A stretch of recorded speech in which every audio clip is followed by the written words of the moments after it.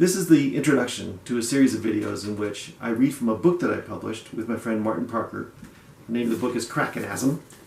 It's right there. And in this book, we each wrote a poem in response to the other one's illustration.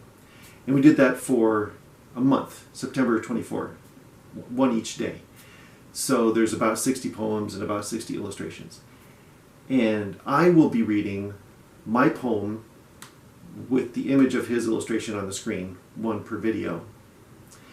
And in a few seconds, I'm going to be introducing you to him on a split screen Zoom call thing. And we'll be talking about the process of making this book. And I want to ask him questions about his illustrations and find out what he wants to do with his stuff. Maybe we'll be making another video. I'd like to show you my illustrations too, because I like those. But this will be sort of the format for this series.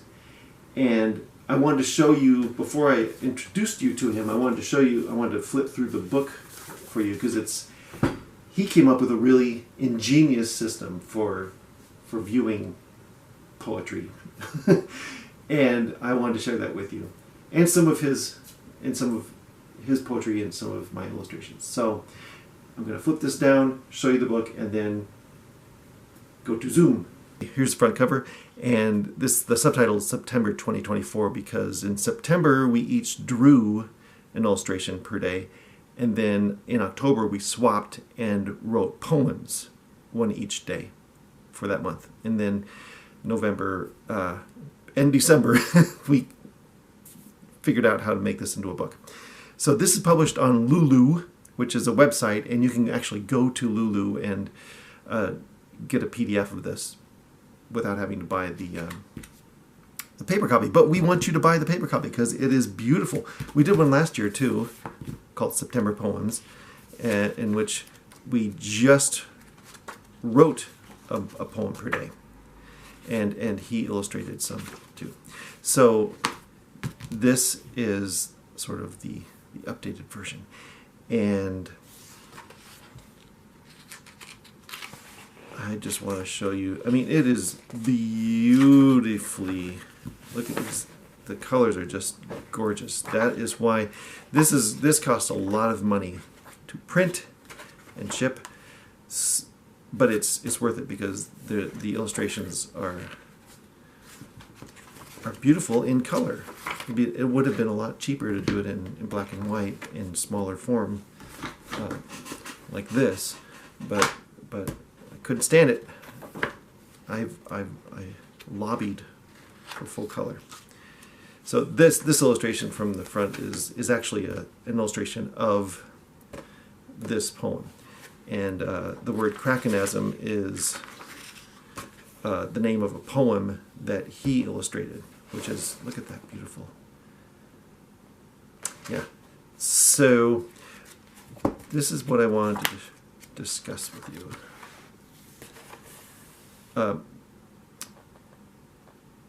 It turns out that the similar themes popped up in each of our poems and illustrations, unbeknownst to each other. There are some striking resemblances. So we thought it'd be interesting to show you, my hands are a little dirty, to show you how we've grouped them and then color-coded it, and then there's a key showing how to, if you want to, it's like sort of choose your own adventure, how you would like to navigate the way through this book. There's a little flag down here, and what we call a trail. So you look at this little flag, and it says 10. So they're all numbered 1 through 10. So, or 1 through something, 60 or something. So you go to 10 after you're finished with this one, and see it's the same color, it's color coded. So after you finish with number 10, which is Martin's excellent poem called Motorbike, go to number 58, right? And so on. and this will lead you through. Some of them don't fit into categories, and so you might miss out on some. You'd have to read the whole darn thing to catch them all. But that's the fun, and usually people don't plow through a poetry book one by one anyway. They want to kind of take dips into it. So that's one way of viewing the book. The other way is that these are paired with each other. So 1 is paired with 4. So go to 4, paired with 1. So these two, we felt, were somehow connected in some way. And we didn't realize it. This is the interesting part of it. I mean, it's fantastic how people across the ocean, he lives in England and I live in Omaha, Nebraska, can communicate like this. Number 27 is connected to 10. He's very inventive the way he creates his formats. So 10 and 27 together. So that I wanted to, and you can see Martin wrote the poem, Patrick made the illustration, and that's the pattern all the way through. Patrick made this poem, Martin did this illustration. So, without going any further into this, I'm sure we'll talk about this later with Martin. I want to introduce you to him. Okay, this girl, here she is. So,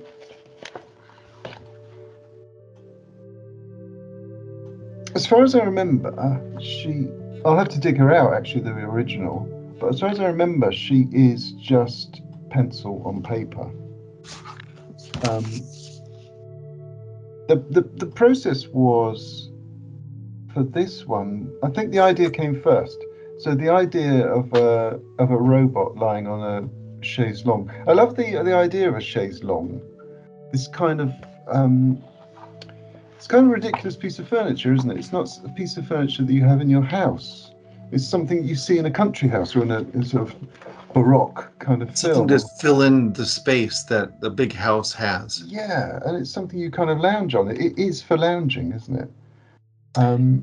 So I love the idea of a chaise longue, but I've never owned one.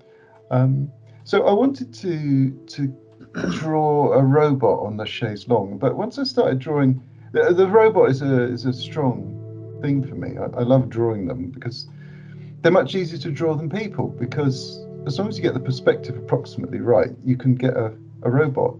You can draw a robot with almost no work.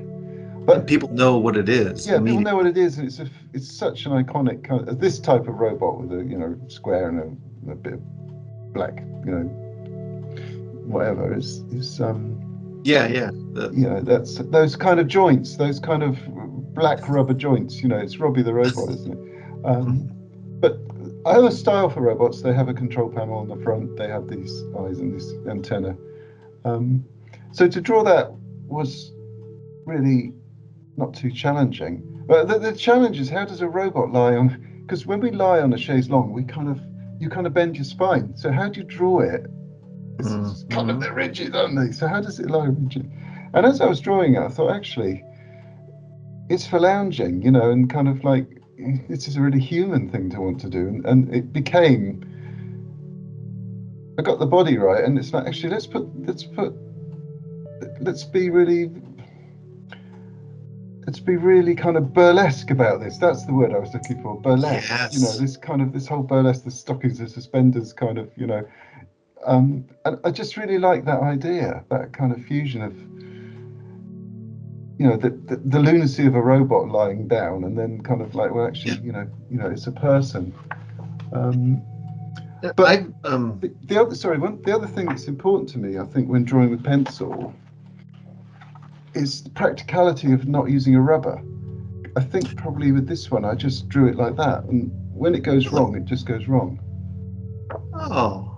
I don't often rub stuff out because I don't necessarily have a rubber on my desk, and if I do, it makes a real mess. Yes, it does.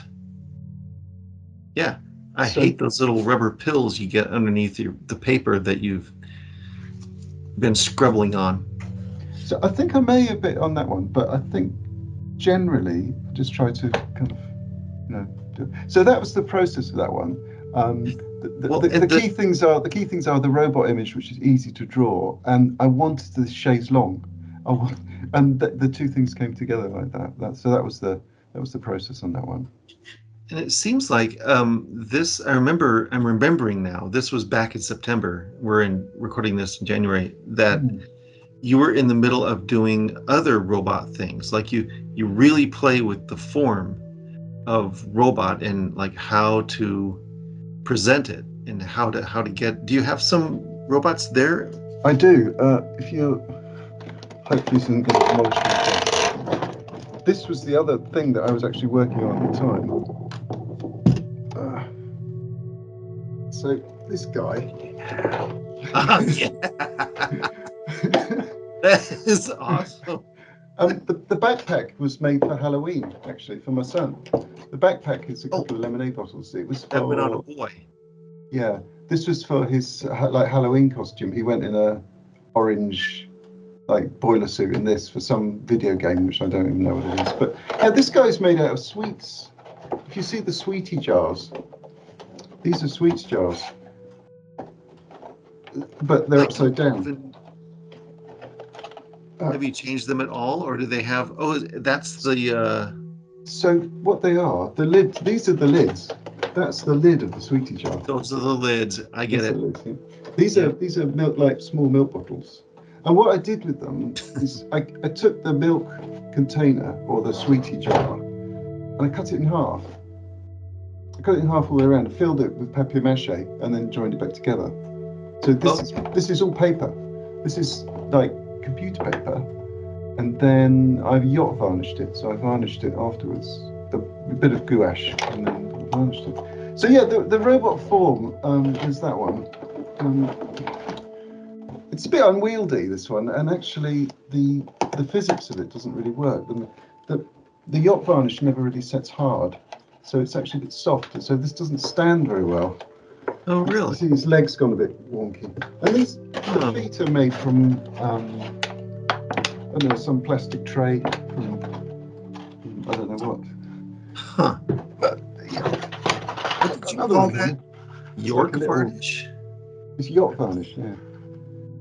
This guy is like a yogurt pot and another. I think it was another plastic tray. Yeah. Okay. So yeah. Little antennas. I'll just put this one down before it demolishes the thing.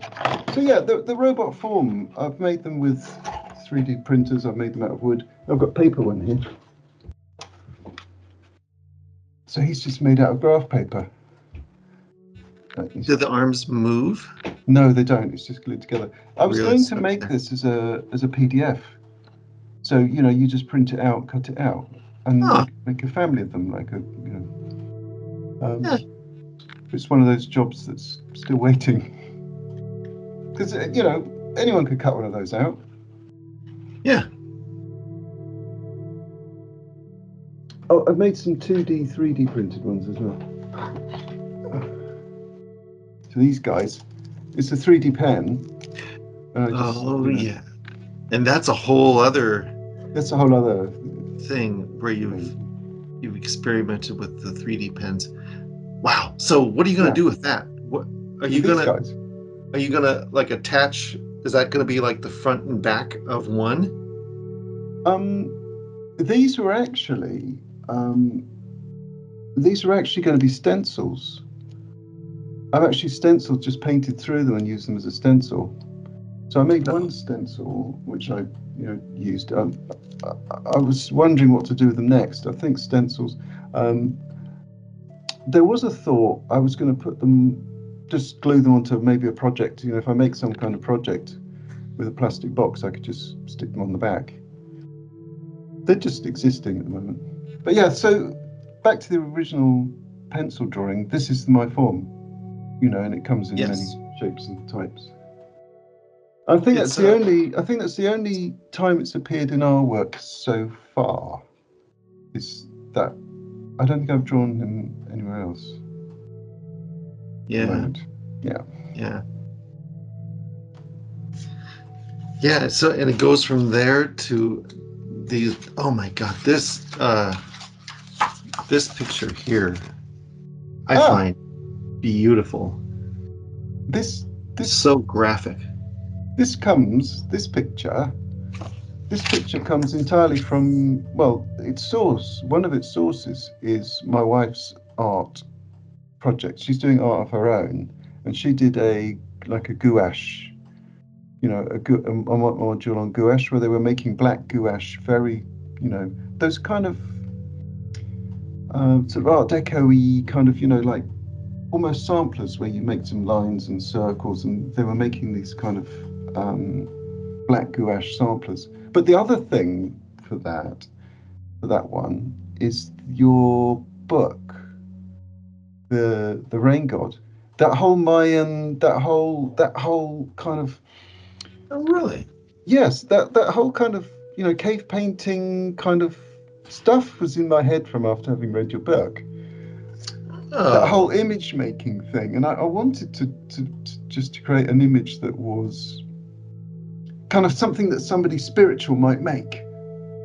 yes. Something that Yeah. also kind of pays homage to the gods, and that's why I put like the lines. It looks like lines and like a goat figure, but it was very much a free. It was so these things, you could imagine somebody kind of just drawing these lines down geometrically, and then this is like the tree, the earth, and then this goat, and then this is kind of a spiritual goat, isn't it? With the head is kind of somewhere. But it was Yeah. more of a doodle with these kind of things in mind. The minded to sort of the cave painting kind of, the broken sort of leg thing. This one really created itself. It didn't really involve a lot of thought. It came out of the zone, Wow. Wow. Yeah. Yeah. So, yeah, in this one, there was this thought in my mind about this kind of spiritual painting, and then it just dropped out, really. And I just stopped when it was enough. And did you manage to do one a day, or did you catch up some days? So with the writing, I got behind. I got about 6 days behind at the very beginning. So with writing, I got behind, and then I caught up. With the pictures, I think I created 35. So actually, Yes, you I made more than 30. Yeah. yeah, I certainly made more than 30. So um, so no, I pretty much managed to do one a day. Yeah, for me it was easy to make an image a day, Yeah, but it was not easy to make a poem a day. I I have. don't know. If it's- My work day is different to yours in that I'm sedentary, so that it's easier for me to do something in the weekday because I'm sitting at my desk. The weekends I'm doing family stuff, and actually the weekends it was probably more challenging. Hmm. But during during August when we were sketching, my wife was away. She was away for a lot of August, so I actually had a lot of time and space. So that helped me a lot. That's right. I forgot that. And I forgot it was August too. So I thought we did September and October. We actually did August and August and September. September, yeah. Because they're September poems. Yeah. Got it. I hope you're ready for June, July, August next year. July, August, September next year. We've got a 3-monther. Oh, we are next year. We almost need to start planning. Oh yeah. Yeah, we're halfway through. I gotta get my Well, what you were talking about, pencil drawings, really opens up, because there are some pen drawings that you've done too that are really free, like Crankcase 57. Oh, that's the one in the garage. Yeah.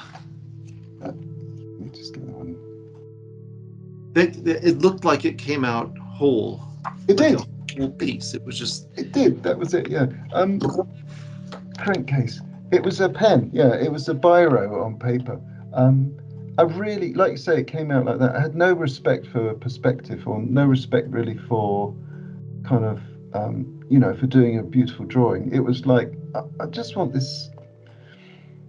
I just want this car in a garage.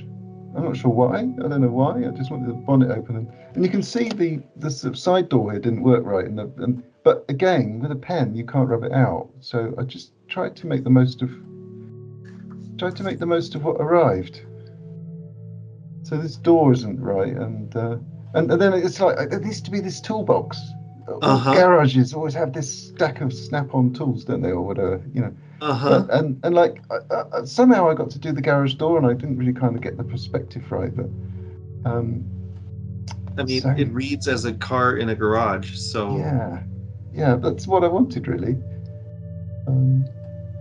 It's a very old one. You see the car batteries in the middle, and I mean, we had a Morris Minor, we had a Morris, and that was probably how it was laid out. You had a battery in the middle, fuel pump here, engine this way. It's not transverse. The engine's, was it longitudinal? It goes this way. Modern cars, the engine runs the other way, doesn't it? I don't even know. Yeah. My mechanical knowledge only comes from like sticking my hands in something and figuring out how it works. But yeah. So to me, that just looked like there's a motor in there, and that's how I knew it was. It's funny you should say that's something really interesting about the book that people should pick up. You say there's a motor in here. We call it an engine. Oh. That's really interesting and this is the hood, isn't it? Or is that that's what we call it. Yeah. Yeah, we call it the bonnet. I forgot about that. And you've got the trunk at the back, haven't you? And you've got a boot. We've got the boot. This is a really good sort of North America kind of UK kind of thing, automobiles. We call them cars, Because if anybody was looking at that who knew about vehicles, they'd say, why is it traverse? Yeah. Why is that? Why is the battery back there? Yeah. Why is it such an old car? Yeah. Oh, well, I do want to discuss the girl a chair too wide. Mm-hmm. This pretty picture. I think this is a formative image for this whole. There it is. You're gonna pick it up. Do you want to see the actual real one? Yep. There she is. I'll show you the back. I showed you the back. I showed you the back before, didn't I? But I'll show you again. It literally is like super soft. I don't like. That's another image, actually, another one of them. Yeah, I know that. I love that one. There's something about the way I approach art, which is to just be spontaneous and to take the muse. And I was upstairs and I was just unwrapping this toilet paper, and this piece of paper came off in one piece, and it just gave me this muse. I had some paint in the kitchen and I had this piece of paper. And that's why it's that size, and that's why it is what it is, because I like to take things as they come to hand. Yeah. The material tends to inspire the image. Yeah. And the colors, I was going to say, they did a really good job of replicating the actual color. I struggled to, I couldn't scan this, so I just photographed it with my phone, actually. It's probably the lowest res image in the book. Oh, yeah. But it looks, it's beautiful. It's a beautiful picture. She's got something of the Lady Di about her. She's got that. She does. Doesn't she? Yeah. Kind of shy.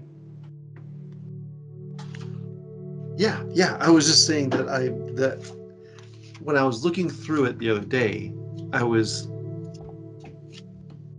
really impressed by the placement of the images, because there's monochrome illustrations, and then there's brilliant color ones, and then there's monochrome, and Oh, then really? yeah, I- it's Oh, yeah. poetically placed. Like, it's not alternate, but it's Yes. I they're didn't. not clumped together. Like it's very evenly spaced, and it's really interesting to look at. I didn't spot that. I didn't spot that that had happened. I, my interest was to put the poems in an order where they were quite easy to read to start with, that they would draw the reader in. So, like, Midnight Swimmer is such fun, isn't it? I mean, everybody's got to enjoy you and Ignacio diving into the water, haven't they? Yeah. Do you know what I mean? I mean, I hoped that was why I chose the order. The order I wanted was to make it kind of easy and light to start with, like the outing, losing your keys under the car and walking around in your dressing gown. And then I wanted the middle for it to be a lot heavier, from some of the heavier stuff, and then for the end to be like your prayer and the poem and stuff. It ends on a prayer, doesn't it? Which kind of I felt was just the right way. And next time, Yeah, and it ends on that beautiful image of orbs that I just Yeah. That's beautiful. But hopefully people get that it's the cover at that point. I don't know. I didn't get it. I didn't notice it was that this was that picture. Well, I made it a little clearer on the ebook version. Oh, okay. Like, the cover's a little less blurry, and it's more true to the colors of your illustration. I didn't want to highlight that. I mean, there's so really interesting. Like, this image is so great. Like, just chaos. Yeah. And the fact that you did it without using an eraser adds another dimension, because the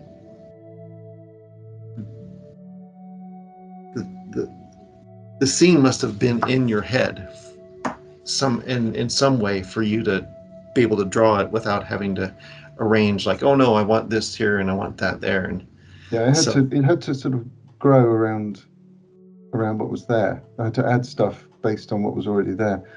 That I think that image is one that says a lot about the book for me. Maybe even that was one of the pivotal images, which says the previous book, we kind of had some fun, didn't we? In September, we wrote some words and we wrote some poems. That image is like, all right, I'm going to be brutally honest with you. I'm not going to hold back with this book. I'm prepared to put whatever emotion I have on the page for you. So that's rage, isn't it? There's all the rage of a lifetime there. There you go. Yeah. So I think with this book, I was prepared both with the images, certainly that one, and some of the other ones, to take a lot more risks. And most of the writing is also the same. There's a lot of me just going, right, I'm going to write about this. I wrote about the destruction as well. So that's it. Yeah. You follow. Oh, where did it go? Right there. So you follow those little red flags, and you discover what Rosie and Lily means. Like, what does that mean, and what does dreams refer to? Yeah. So there's that color. You follow that color flag, and I love that, because I kind of have a feeling that people,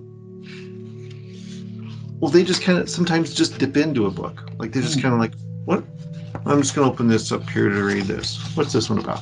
Like, they just, and then they can discover what's this little flag for. They can read about it, and then they can follow it. It's a really free-form way of guiding someone through a book, rather than saying, this is my book of poetry and you need to read it from front to back because there's meaning and you don't understand unless you read it in order, like I feel definitely with this that there's a lot in here that people need to discover. I definitely feel that there's a lot of, like you say, you can just flick through it, see some pretty pictures and some words, but I think we need to encourage people to really dive into it and to kind of get involved with it, because otherwise it is like you said, some words and some pretty pictures. But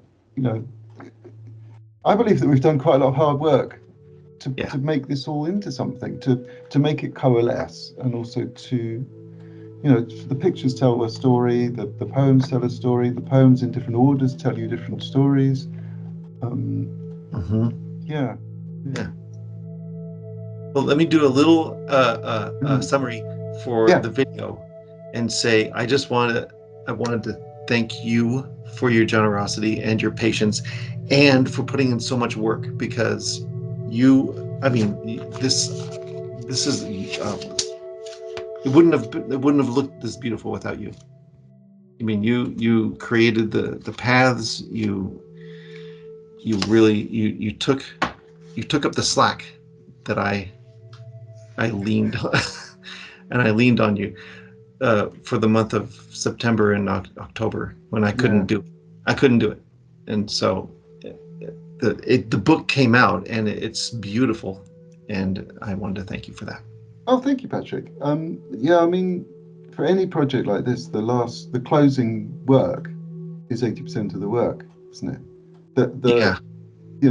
I think we both understand that the writing the text and drawing the pictures is when you're in the zone, but it's trying to gather it together and trying to make a body work out of something is where the actual work lives, isn't it? For me, I found that the work was trying to rescue the work, was trying to build it. So yeah. But yeah, thank you for working with me on this one. I mean, it's great it was great, really, really good to resurrect the idea from last year and do it again. And yeah, let's do it again. Improved it, and we will. Yeah, good.